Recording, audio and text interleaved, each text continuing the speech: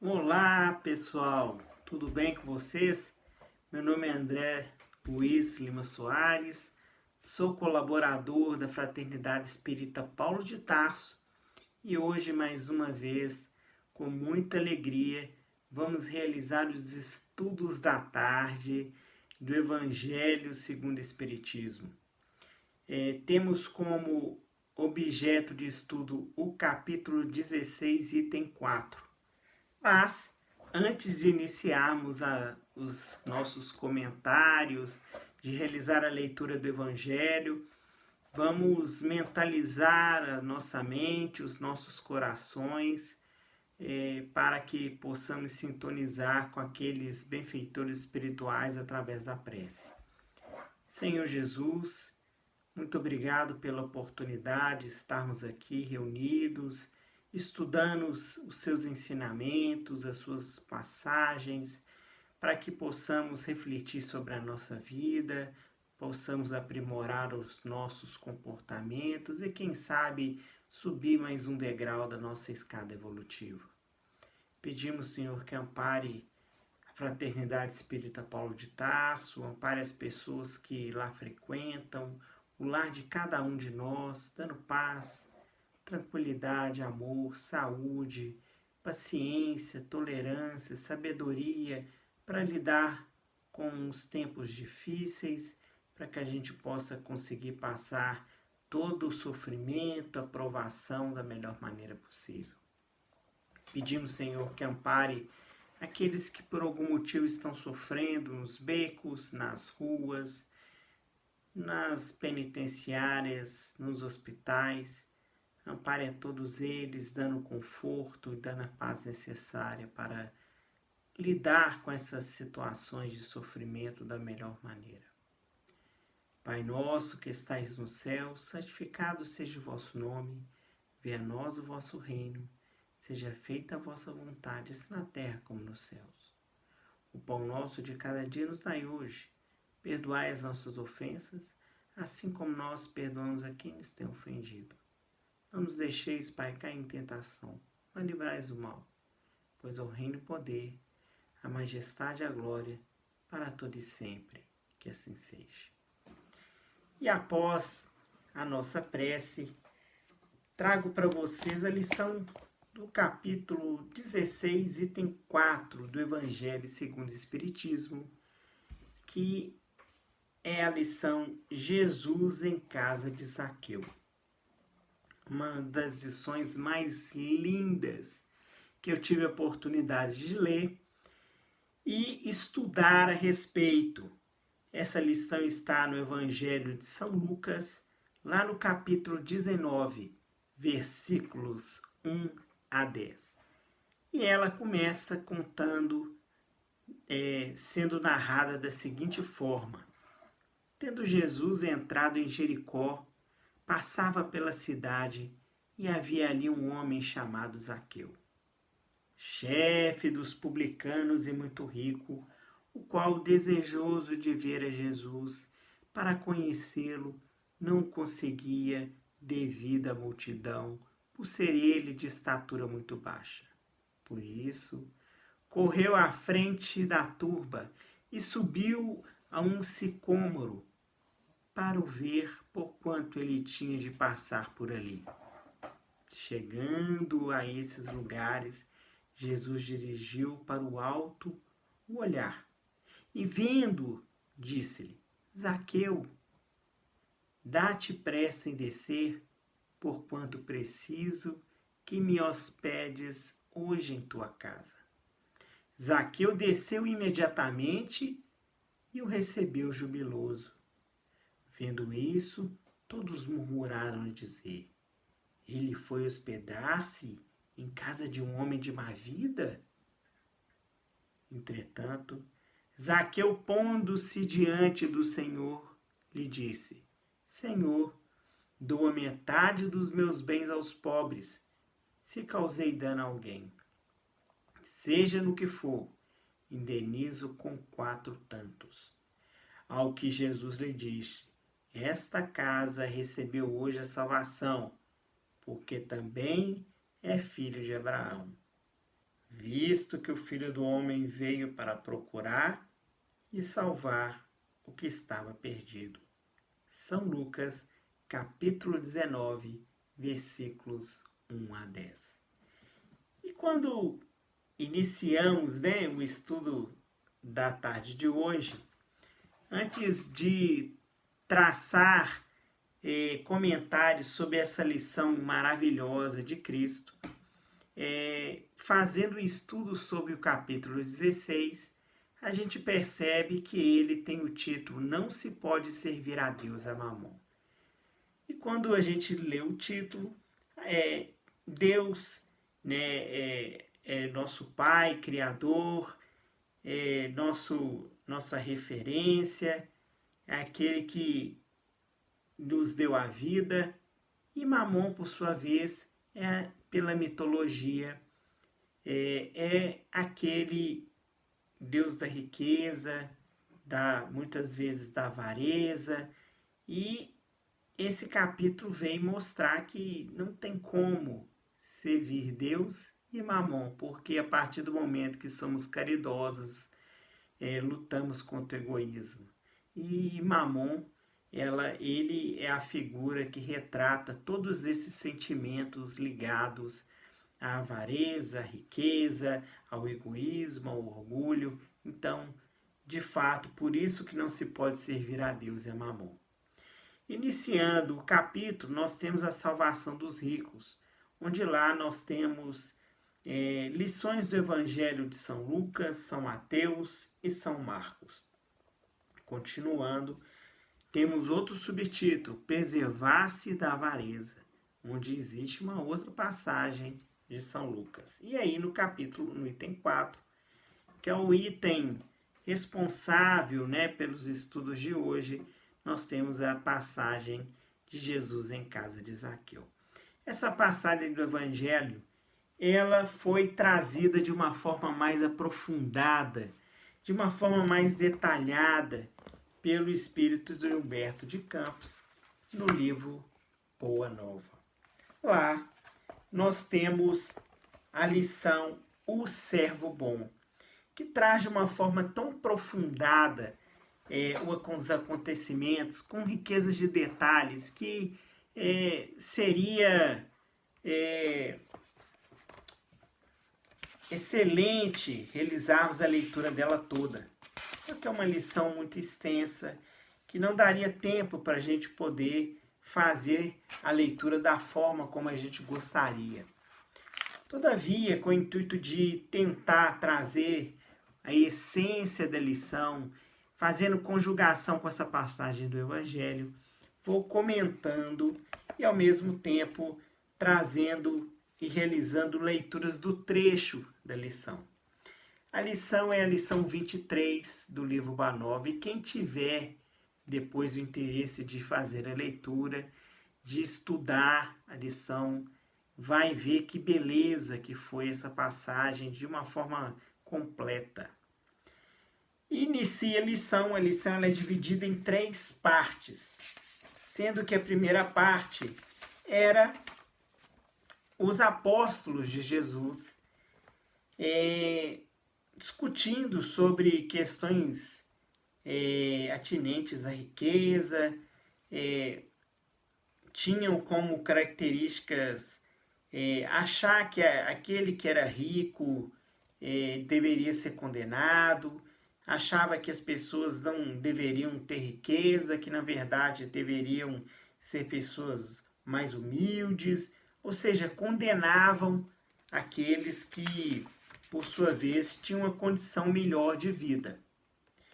E Jesus, vendo aquilo, deixou eles debaterem, mas esperou o momento correto para poder depois passar um ensinamento. Só que Jesus, observando tudo aquilo que foi dito, achou melhor ficar calado e refletiu sobre o assunto. Essa é a primeira passagem, vamos colocar assim, momento dessa lição. O segundo momento da lição traz aqui contada de uma forma muito detalhada como que aconteceu o encontro de Jesus com Zaqueu. E essa lição eu vou fazer leitura porque ela merece a realização da leitura para que a gente possa entender melhor essa passagem do Evangelho. Passava-se o tempo e as pequenas controvérsias continuavam acesas, que é aquilo que eu comentei anteriormente sobre a discussão da riqueza, da pobreza, o que era melhor, o que era pior. Chegara, porém, o dia em que o mestre se ausentaria da Galileia para a derradeira viagem de Jerusalém. Ou seja, Jesus, essa aqui é um momento em que Jesus chega em Jerusalém antes da sua crucificação. Por isso que era a derradeira viagem de Jerusalém. A sua última ida a Jericó, antes do suplício, era aguardada com curiosidade imensa. Grandes multidões se apiavam nas estradas. Um publicano abastado, de nome Zaqueu, conhecia o renome do Messias e desejava vê-lo.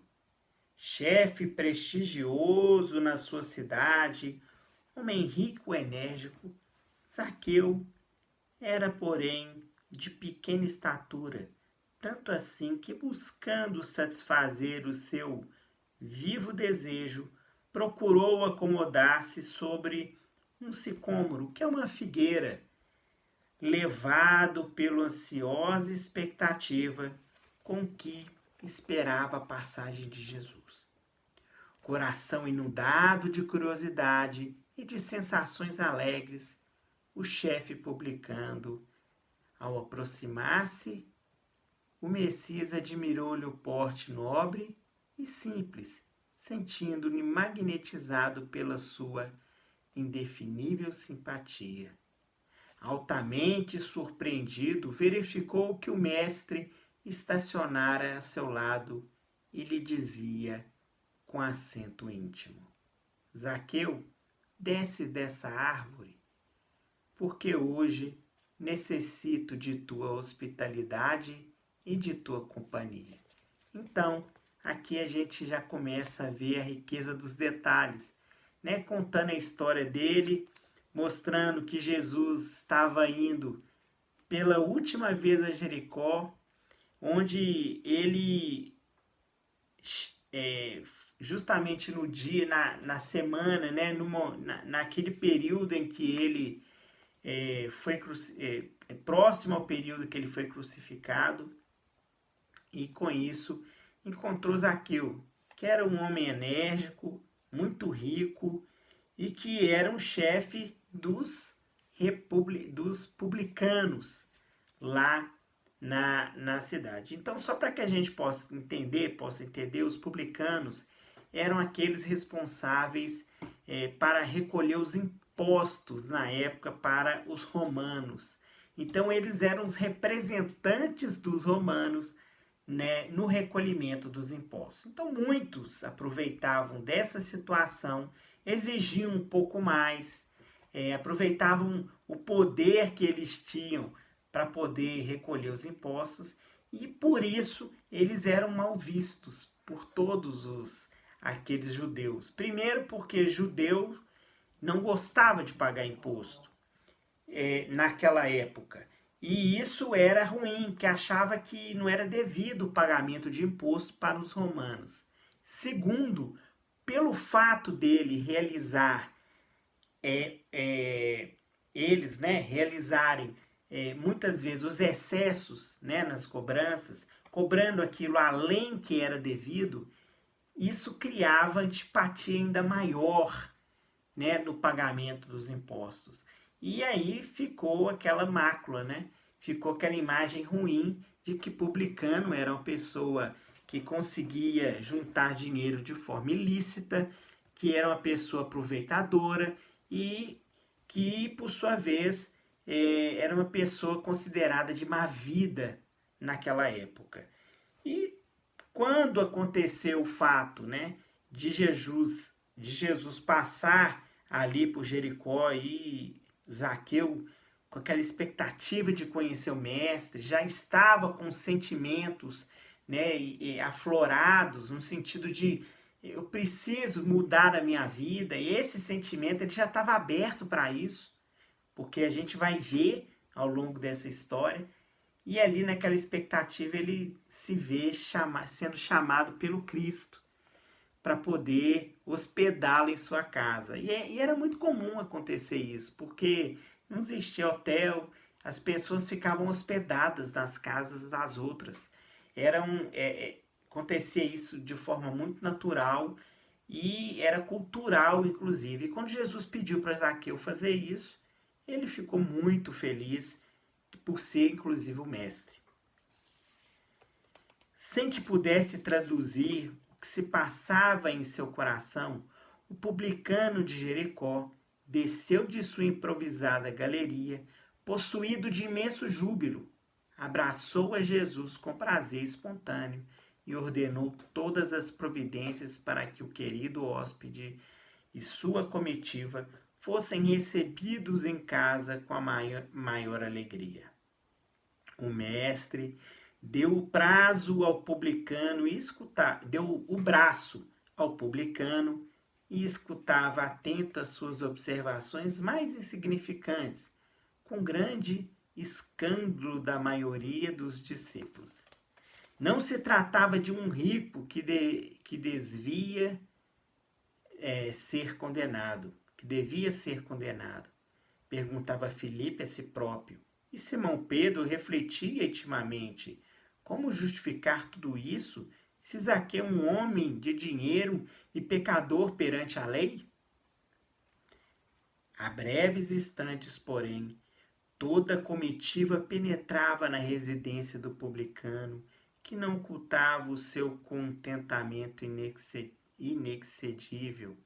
Jesus lhe conquistara as atenções, tocando-lhes as fibras mais íntimas do espírito com a sua presença generosa.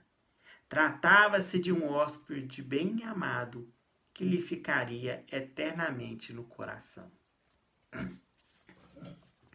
Aproximava-se o crepúsculo, quando Zaqueu mandou oferecer uma leve refeição a todo o povo, em sinal de alegria, sentando-se com Jesus e seus discípulos sobre um vasto alpendre. Então, quando aconteceu tudo isso, as pessoas que estavam à volta assustaram, os apóstolos ficaram sem entender nada, mas mesmo assim Jesus deu braço para Zaqueu, foi até a casa dele, Zaqueu falou um monte de coisa para o mestre com atenção escutou, e foram recebidos. Zaqueu mandou servir um lanche para todo mundo, e com isso a palestra versava sobre a nova doutrina, e sabendo que o mestre não perdia ensejo de condenar as riquezas criminosas do mundo, o publicano esclarecia com toda a sinceridade de sua alma: Senhor, é verdade que tenho sido observado como um homem de vida reprovável, mas desde muitos anos venho procurando empregar o dinheiro de modo que se represente benefícios para todos que me rodeiam na vida. Compreendendo que aqui em Jericó havia muitos pais de família sem trabalho, organizei múltiplos serviços de criação de animais e de cultivo permanente na terra. Até de Jerusalém, muitas famílias já vieram buscar em meus trabalhos o indispensável recurso da vida. Abençoado seja teu esforço, replicou Jesus, cheio de bondade. Zaqueu ganhou novas forças e murmurou: os servos de minha casa nunca me encontraram sem a sincera disposição de servi-los. E aí mestre falou: regozijo-me contigo, porque todos nós somos servos de vosso Pai. O publicano, que tantas vezes fora injustamente acusado, experimentou grande satisfação. A palavra de Jesus era uma recompensa valiosa a sua consciência dedicada ao bem coletivo. Extasiado, levantou-se e, estendendo ao Cristo as mãos, exclamou alegremente: Senhor, Senhor, tão profunda é a minha alegria que repartirei hoje com todos os necessitados a metade dos meus bens. E se em alguma coisa tenho prejudicado alguém, indenizá-lo-ei quadruplicadamente. Jesus o abraçou com um formoso sorriso e respondeu: Bem-aventurado és tu, que agora contemplas em tua casa a verdadeira salvação. Então, nesse momento, Zaqueu, vivendo, aquele júbilo de alegria, começou a informar, falou: olha, Senhor, eu sei, que eu fui um homem que vivi de forma reprovável, mas olha, eu mudei porque estou tentando empregar o dinheiro de uma forma diferente, estou querendo fazer o bem, estou ajudando as pessoas.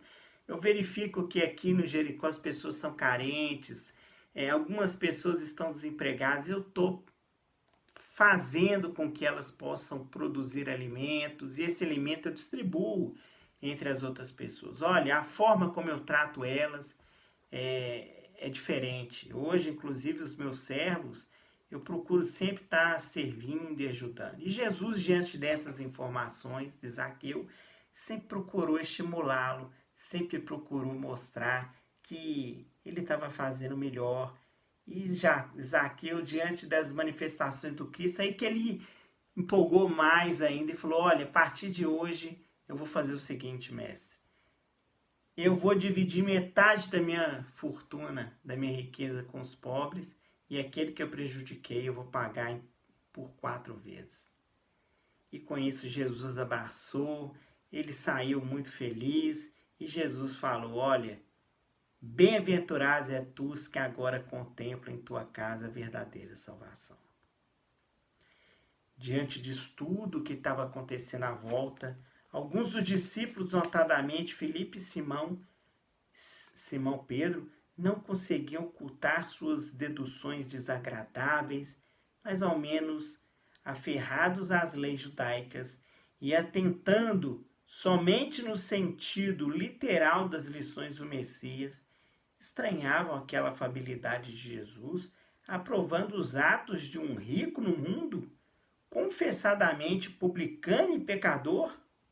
E como o dono da casa se ausentava na reunião por alguns minutos, a fim de providenciar sobre a vinda de seus filhos para conhecer o Messias, Pedro e outros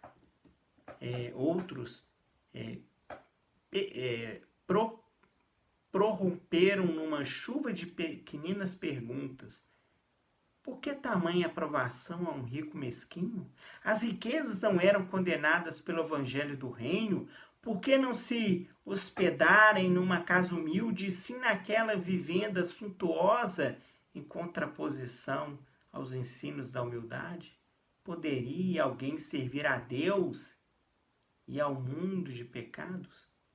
O mestre deixou que cessassem as interrogações e esclareceu com generosa firmeza: amigos, acreditais, porventura, que o Evangelho tenha vindo ao mundo para transformar todos os corações em miseráveis mendigos? Qual é a esmola maior a que socorre as necessidades de um dia, ou a que adota providências para uma vida inteira? No mundo vivem os que entesouram na terra e os que entesouram no céu.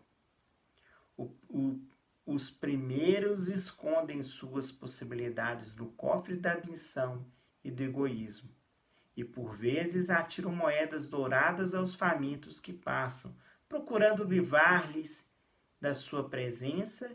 Os segundos ligam suas existências a vidas numerosas, fazendo de seus servos e dos seus auxiliares de esforços a continuação de sua própria família. Esses últimos sabem empregar o sagrado depósito de Deus e não seus mordomos fiéis à face do mundo. Os apóstolos ouviam-no espantados. Filipe, desejoso de se justificar, depois da argumentação incisiva do Cristo, exclamou: Senhor, eu não compreendia bem porque trazia o meu pensamento fixado nos pobres que a vossa bondade nos ensinou a amar. Entretanto, Filipe, elucidou o mestre, é necessário não nos perdermos em viciações do sentimento. Nunca ouviste falar numa terra pobre, numa árvore pobre, em animais desamparados? E, acima de tudo, nesses quadros da natureza que Zaqueu procurou atender, não vês o homem, nosso irmão? Qual será o mais infeliz? O mendigo sem responsabilidade a não ser a de sua própria manutenção? Ou um pai carregado de filhinhos a lhe pedirem um pão?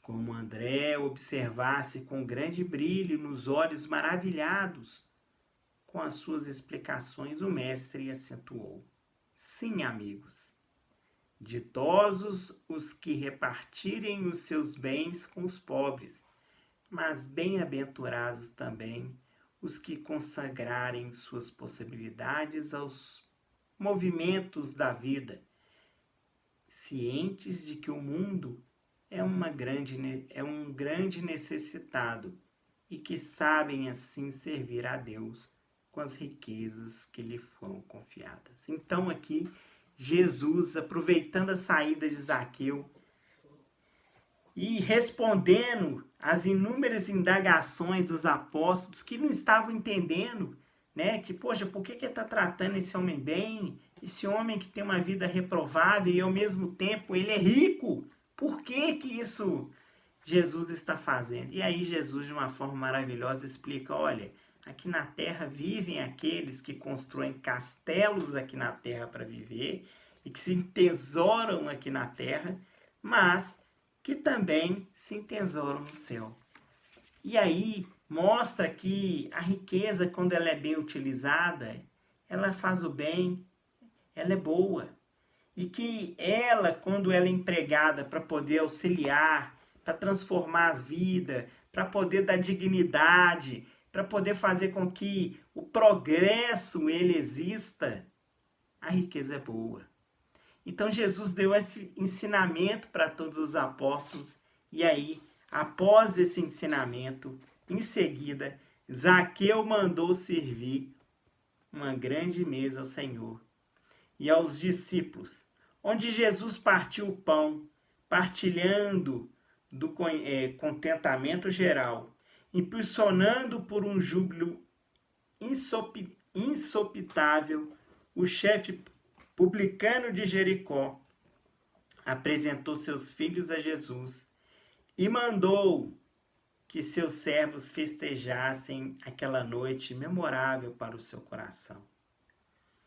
Nos terreiros amplos da casa, crianças e velhos felizes cantaram hinos de cariciosa aventura, enquanto jovens em grande número tocavam flautas, enchendo de harmonia o ambiente. Foi então que Jesus, reunidos todos, contou a formosa parábola dos talentos, conforme a narrativa dos apóstolos, e foi também que, pousando enternecido e generoso olhar sobre a figura de Zaqueu, seus lábios divinos pronunciaram as imorredoras palavras: bem-aventurado sejas tu, servo bom e fiel. Então, meus irmãos, essa lição maravilhosa, ela ensina profundamente, toca profundamente os nossos corações, mostrando, né, através do ensinamento do mestre, que mesmo que nós tivéssemos, né, ou mesmo que nós tenhamos vivido uma vida reprovável, basta o arrependimento, basta em qualquer momento modificar a nossa vida, que teremos a oportunidade, né, de, quem sabe, mudar o nosso comportamento e viver uma vida melhor. Além disso, mostrou para todos nós como é importante a riqueza, para que, além de ser, e aí complementando, a doutrina espírita complementa que a riqueza, além de ser uma prova difícil, ela, quando é utilizada com proveito, ela gera muita coisa boa para as pessoas que estão à sua volta. São vacinas que são produzidas. Quantas e quantas foram produzidas através do dinheiro com o intuito de acabar com as doenças, né? São casas que são construídas, são alimentos que são gerados, produzidos, ou seja, são dignidades reconstruídas, são famílias unidas, ou seja, o dinheiro, quando ele é bem aproveitado, ele vai gerar alegria, felicidade e vai fazer com que a caridade ela seja praticada na forma material. Então é isso, meus irmãos. Queria agradecer pela oportunidade de estar mais uma vez aqui conversando com vocês. Que Deus nos ampare, nos proteja. E agora eu passo a palavra para o nosso irmão Lucas, que vai continuar com os estudos da tarde de hoje.